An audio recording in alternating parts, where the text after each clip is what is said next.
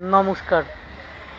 আমি আপনাদের গত পর্বে আপনাদের বলছিলাম যে যা কিছু ভালো তা গ্রহণ করতে হবে এবং মন্দকে বর্জন করতে হবে এবং যত মত তত পথের কথা বলছিলাম। তা এই যে কথাগুলো বলছিলাম এই কথাগুলো কিন্তু আমার নিজস্ব কথা নয়। এগুলো আমি নিজস্বভাবে বলিনি। এগুলো যেখান থেকে এসেছে কথাগুলো সেটা হলো এইখান থেকেই এসেছে। যুগবতার ঠাকুর শ্রী শ্রী রামকৃষ্ণ পরমহংসদেব এই মতবাদ আমাদের কাছে রেখে গেছে। তার এই মতবাদটি যে কতখানি যুগোপযোগী তা আমরা বুঝতে পেরেছি। আজকে পৃথিবীর নানা দেশে, নানান দিকে, নানা প্রান্তে তার এই মতবাদকে নিয়ে চর্চা শুরু হয়ে গেছে এবং সেই অনুযায়ী পথ চলা অভ্যাস করছেন কেউ কেউ।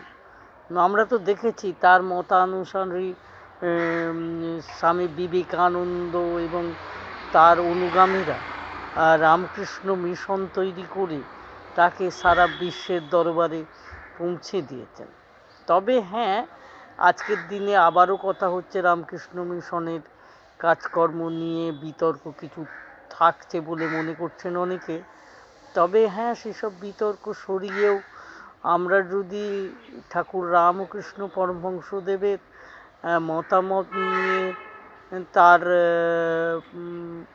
নির্দেশিত পথে চলি, আমার মনে হয় ভারতবর্ষ বিশেষ করে একটা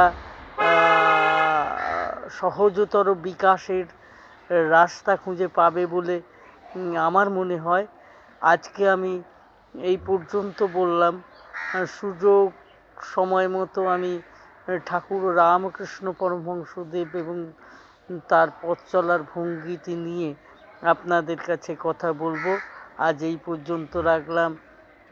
জয় ঠাকুর শ্রীরামকৃষ্ণ, জয় বীরেশ্বর বিবেকানন্দ, এই বলে আজকের মতো আমার কথা বলা শেষ করলাম। নমস্কার।